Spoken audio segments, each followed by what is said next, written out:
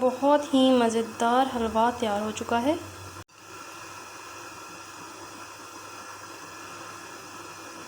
आज हम बनाएंगे बहुत ही मज़ेदार सूजी का हलवा, जिसके लिए 2 इलायची को मैंने 1 चम्मच ऑयल में पका लिया है।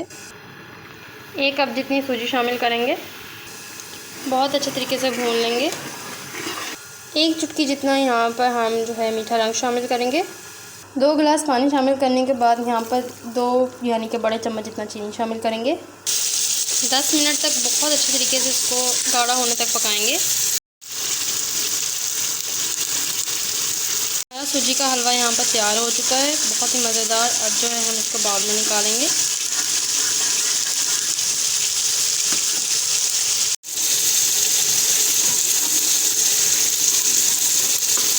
बहुत ही मज़ेदार हलवा तैयार हो चुका है।